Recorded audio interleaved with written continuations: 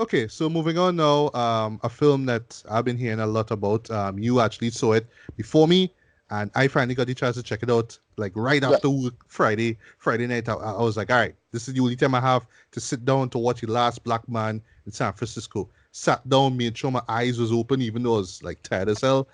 And I'll share my thoughts on the film, right? But Right. before, well, I want you to do the synopsis for this one, right? But I had no idea what this movie was about. I just knew it was about two black guys, right, in San Francisco, because I was guessing off of the title, right, duh. But it was only like when the film wrapped up, right, and it was when the credits were rolling and you were hearing the great music. I'll get to that in a bit.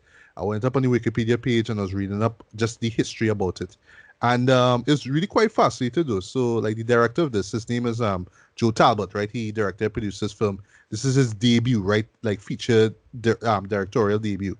So this was a project that he had in his mind for like a long while. So him and the actor who was in this film, who's his name is Jimmy Fields, right? So he's playing his real, sort of a version of, I assume, of his real self. You know what I mean? In the Right. film, and they were born, sorry, in San Francisco, and they just really wanted to tell this story, right? So they shot a trailer for it, a preview trailer back in 2015, and then they Right. launched this Kickstarter campaign to to build some money to gain some funds to actually shoot this film.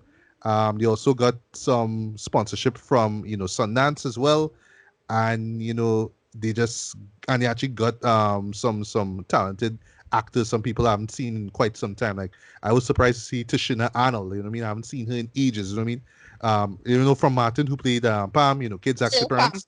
Yeah. Danny Glover, I heard that he was in that too. I did, but I kind of forgot after the fact. Mike Epps, I didn't expect to see him. I saw Yeah. Finn Wittrock in it. You know what I mean? A couple other familiar faces as well too. But I was just amazed that with just these guys and how passionate they were of this story, and they just held on to it for such a long time. Now, you know what I mean? It's not like we ain't get no money, so yeah, might as well just put this on a shelf. This was a story Right. that they wanted to make. They got the funds. They did the thing. And before I share my thoughts on how they do the thing, Ricardo, take it away. What is The Last Black Man in San Francisco about? Right. So Jimmy played by Jimmy, Yeah. and his friend John. Montgomery. He's played by Jonathan Majors. Right. Sorry. Yeah. Alan. I was thinking of. Right. Yeah. Sorry about that. Montgomery Allen, sorry. Yeah. Right. Right. Right. Two friends in San Francisco. They spend a lot of time with Alan's granddad. Um, just kind of chilling out by him, mostly killing time. But he keep going back to this particular house, right, in San Francisco. It's this brownstone house, that with a witch's brew hat on the side. That is kind of the big description of it. Mm-hmm. And he just really, really like this house. And you're not sure why. And basically you learn eventually that the claim is that his grandfather built the house in relatively recent memory.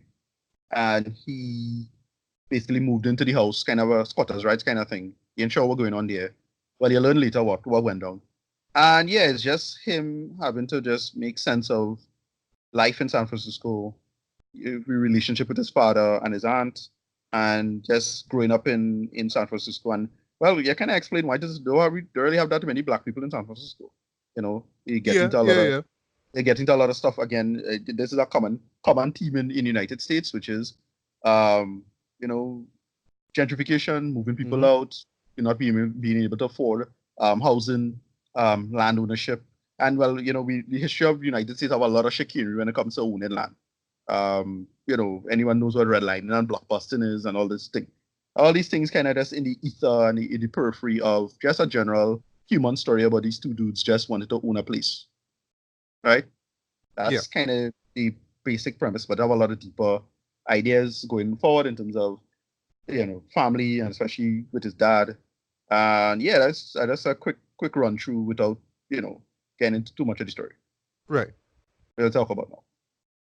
All right, so allow me to start. Let me start to gush over this movie, right?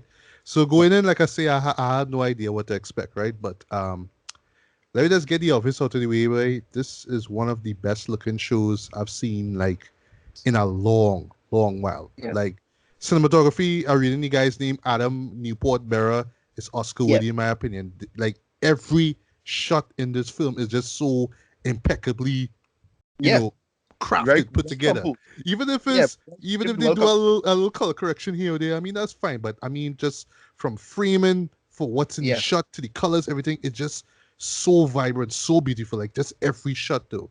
And I was just feeling the love. I was just feeling the passion that this guy had in telling this story. Even though, mind you, I didn't have a clue what was going on, right? I was just kind of letting the story flow and just kind of grow in front of my eyes now.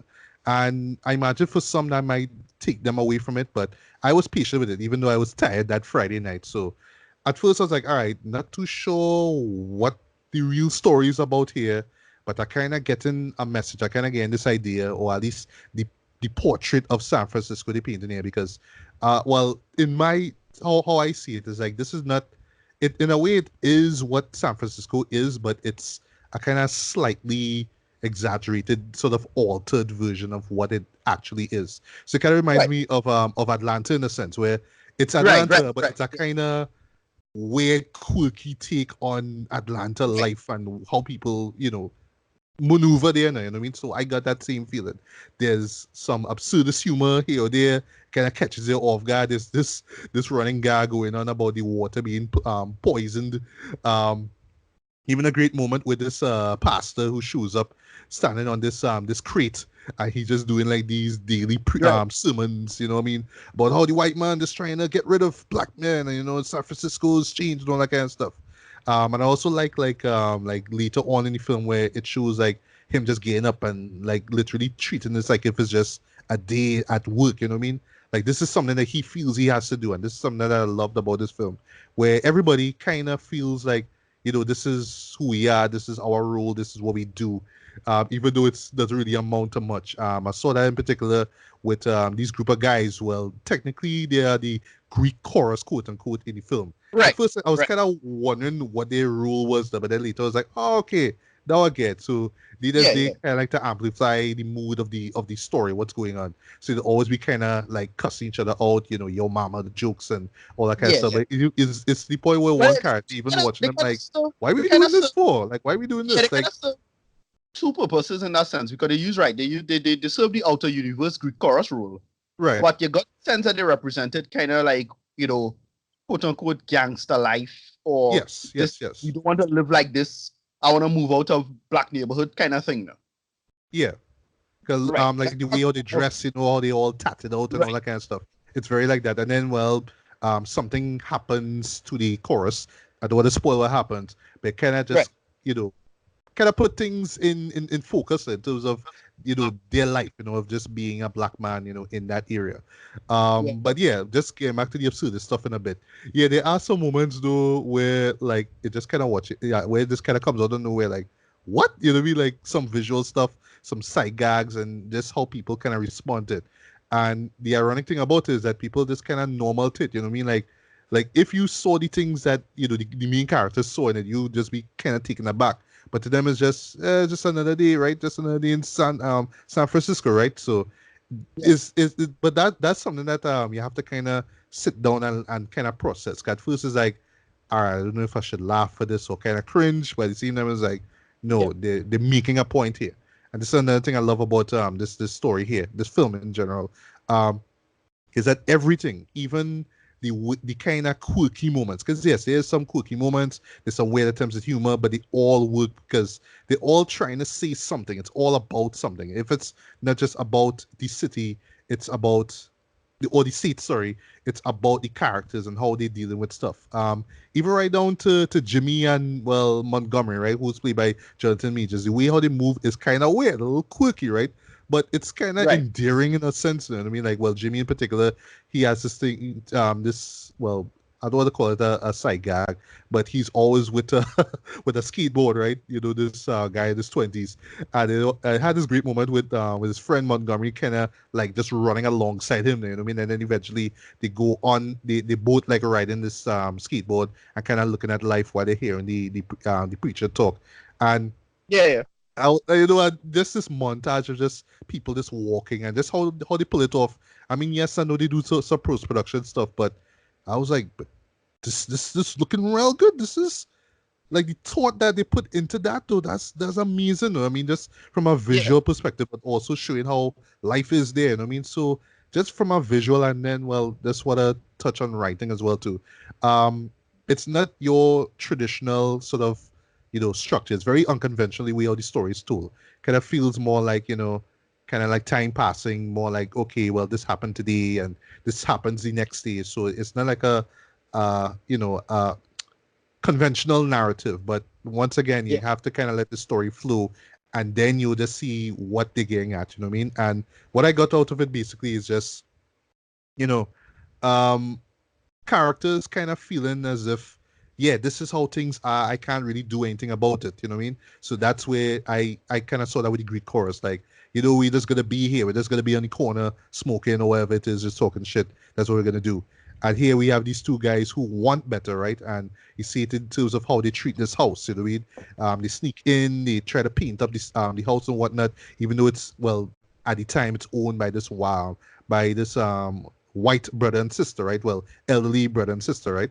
But at first, you kind of wonder like why they will do this. It's so weird, now, you know what I mean? But then later on, you understand the relevance of the house to Jimmy, and then well, Montgomery just being a friend of his, just a really close friend of his, right? Almost like, yeah, yeah, we almost like brothers. Like I feel your pain. I want to, I mean, I wanna better myself too. If we own this house, then great, you know what I mean? But there is conflict here, and basically it's about the trials and tribulations of them just trying to own this house. You know what I mean? Well, like, I don't want to get into what it is, right? And then something else that you learn about the house, in relation to Jimmy's family that just kind of stops the film basically, and then it just brings this emotional heaviness to the film now, and the way how it ends though, which also I don't want to spoil, really really hit me, just really yeah. It's connect with good. me, Yeah, especially from somebody coming from from Trinidad, where you kind of see better and bigger opportunities elsewhere outside of your hometown, outside of your home yes, country. yes, So what do you do? Do you stay and stick it out hoping that things get better, or do you leave? You know what I mean? And just right. visually how they express that was just flawless in my opinion. As far as flaws go, just little tiny, tiny flaw. I would say pacing wise, it's a little slow at times, not too much, but Right, then again, that's just because I'm going in clueless, just not knowing what's going on. So you just kind of right. waiting for things to happen, but then things kind of play out. You're like, huh, okay. But when you think about it, just really play it, I was like, oh, now that's what they're getting at. The performances, well, from both Jimmy Falls and Jonathan Majors, I thought were great as well. It's that kind of quirky kind of style to the way how they act and things. It's just so distinct the way how the characters are. You know what I mean? They're very unique. You could tell it's almost like they are part of San Francisco, but it's almost like San Francisco kind of moved on and they just like they're in their own little niche, in their own little world, and they just don't want to get out of it. You know what I mean? It kind of has that kind of feel, that sort of weird fish out of water, even though they do reside in San Francisco. It has that kind of way about them now. The supporting characters I thought were great. Even though you don't see them that much, they do add a lot to the story.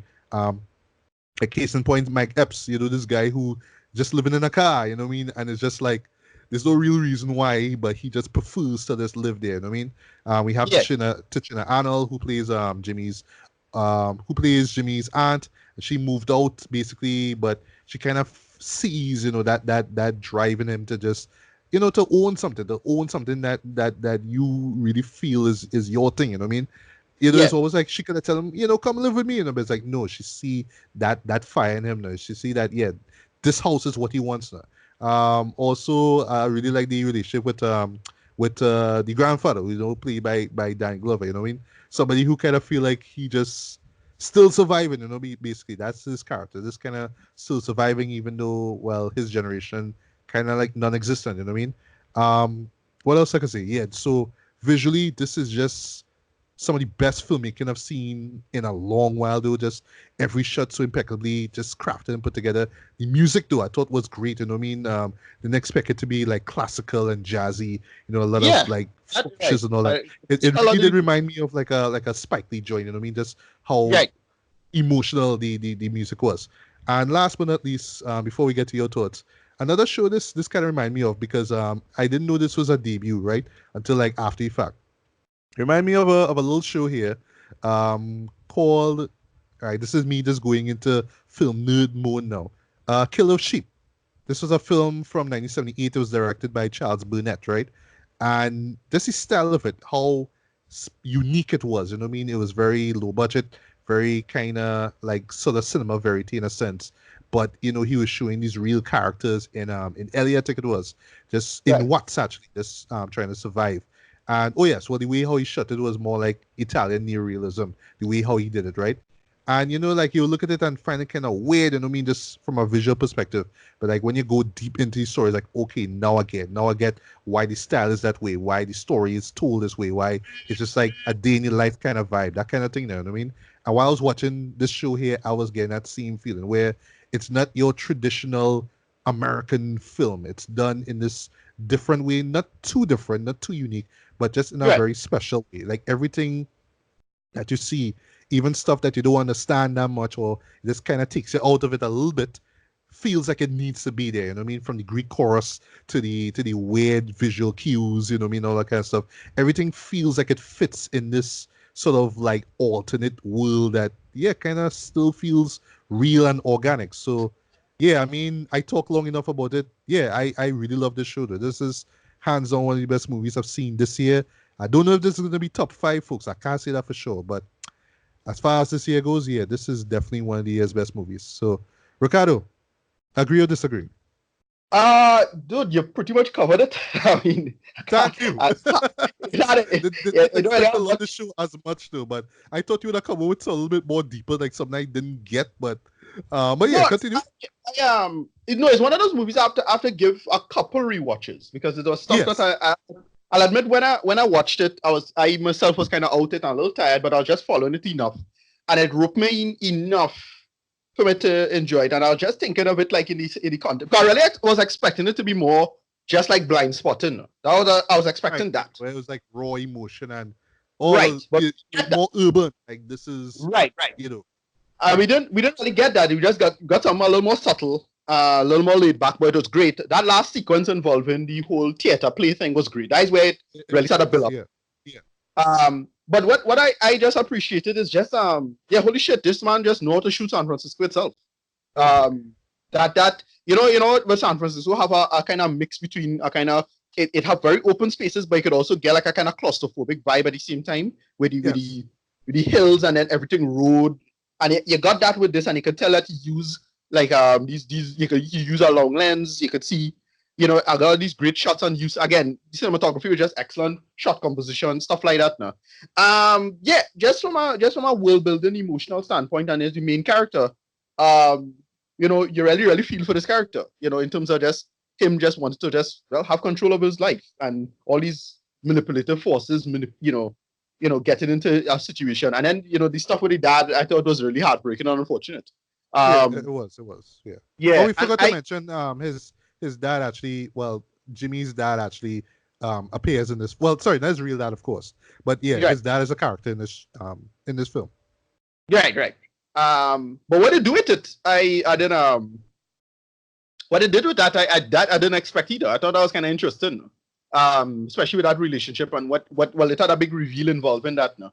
And yeah, it's a solid piece, very very modern take on something that should be old, but it's just such a great take on these ideas, and you have to be aware of it. Or it is to just think about just the idea of just owning your own place, just that idea and that freedom. A lot of people don't appreciate it. It have a great moment. There's a scene that I saw before watching the movie. There's that short moment of you're not allowed to hate it if you don't love it. Right. Yeah. Yeah.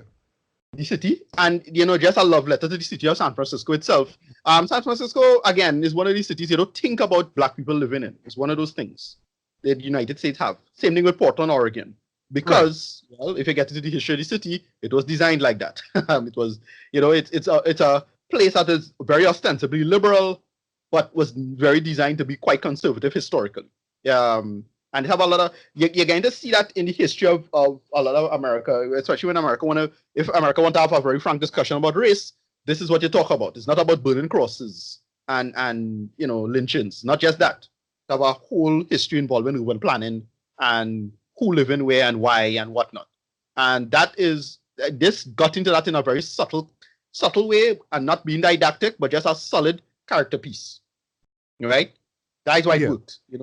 Like stuff with him begging for the house and him saying he go pay off no matter what and these kind of things. That was a great scene, by the way. Like I really felt the film there. Little things you're seeing, little threads of the logic. Great movie. The thing, not only it may make best of the year, but it might make top 50. Might. I see that too. But just like I said, I need to rewatch it. So like currently, folks, this is on my list. Like I have it as a working list right now. Subject to change. But I really do want to see this film here make it to the top 50. And mainly because this is a first timer. This is a directorial debut, and he just knocked it out the park. Joe Talbot. Right. Like, I really can't wait to see what he does next. Way like this man could be, like the future, the future of African American filmmaking right here. It have again the Barry Jenkins vibe from him now. It's that type of filmmaking of there's the part of like my thing with talking about race and race stuff is that there's only so much you could do in a certain perspective, and United States and especially American filmmaking only kind of created the Spike Lee approach to that, right? They kind of pigeonhole us a lot with that. Very very few filmmakers other than Spike Lee, control that dynamic and that narrative, right? For the most part. Right. Well, Charles Burnett before that, because he was doing stuff in the 70s. Well, he was kind of like the one to kind of start it in a way, but that was his style, you know what I mean? Right, but I meant in the popular consciousness. Like when you think of... exactly, because Spike Lee's more popular cinema. Charles Burnett is more like, I want to say independent, but more like art cinema crowd. That kind of thing. Right. But Spike Lee he controlled the narrative in terms of how you think about this stuff. When you think black filmmaker, that's who you think of. You don't think of John Singleton. You don't think of you just think of Spike Lee. And I would like to see new filmmakers do that without it controlling the situation too much or being too quote unquote popular in this way. Because that is, I'm sorry to say it, but popularity is not a white people thing or a black people thing. Just popularity is just, you have to have a kind of greenness to your ideology. And you just end up making this schlock. That's why people hate popular cinema. Right, even though I don't talk popular cinema, obviously something is lost, and modern films need to take that. That's why my boy Barry Jenkins. That's why I don't stand Jordan Peele as much as I do. Right, Jordan Peele not really big in the heat, while somebody like Barry Jenkins exists. If Barry Jenkins didn't exist, I would have been standing Jordan Peele more. I said this before, right? Right. Yeah. Same thing for this dude. I'm so glad this dude exists. I really hope this guy gets more money to do projects and to talk about things that's not just a black thing, but is at the same time you're making it is a black experience because of poverty and whatnot, and you make a story. Right. So one more thing before we get to rating, right? People have been giving this show like some Oscar buzz, right? Like I already said, cinematography. This is Oscar worthy. But do you see this being nominated for Oscar though? Because I mean, like we praised If Beale Street Could Talk last year. We saw it early. I think we saw it early this year, but look what happened, right? Won Best Actress, right? Sorry, Best Supported Actress. So do you see this? Well, although for me I see it with the more technical stuff, but do you see this being in the Oscar run next year? Possible. I mean, Oscar is one of those things that kind of weird and finicky because on the one end you could see Oscar has been, I would argue, very very heavily poisoned by big money. And again, look, it's Oscar, so whatever, like they were always kind of poisoned by big money and highfalutin crap. But at the same time, they really take care to give genuinely great projects. It's shot in the sun. So I can see that happening. I mean, but I mean, look, we've been in an age where freaking Marvel movies getting nominated, and it's like, should they be nominated to get into that debate, right? I don't know. We can debate about that. So whatever. Right. At this point, just to get into that, the art thing is that at this point you should try to transcend the paradigm, and you shouldn't have to worry about it as much. But you still have that innate sense of they shouldn't really be nominated because it's this super popular thing. You ain't really sure. Yeah, debatable. Yeah. Right. All right, but rating wise though, I will give this a decent 4.5 out of 5, man. This is hands on one of the best shows I've seen this year. I was so surprised visually and just story wise, what this film had to say. Now, you know what I mean? Joe Talbot, keep doing your thing, man. You knock it out the park here for this one. Yes. I hope that more people see this and get inspired to tell really great stories as well too, and not just limit themselves to oh, I can't do this, because we have no money. You know what I mean? This right here is inspiration. You know what I mean? And before I ramble on, yes, this is the truth. Go see this film. Ricardo, what's your rating for The Last Black Man in San Francisco? Yeah, I get us a really, really high score. For me, I like a 8.5 out of 10, 9 Right. out of 10. More closer to a 9, if anything. Yeah, again, the flaws, it have a couple of issues. It's mostly to do with like just production, low budget stuff, right? It's kind of like Moonlight once over, in a sense, right? Where Right. it's just held back by, oh, we just need a couple 100,000 again to, smoothen that crack out. That's about it. Yeah. Mhm. But yeah, exactly. But as a project itself, I didn't expect this to enjoy this the way it did. I was really expecting Blind Spotting all over again, but in San Francisco, and it's like no, it's a totally different beast entirely, and I didn't expect to enjoy this as much as I did. Yeah, one of my favorites so far for the year. Right.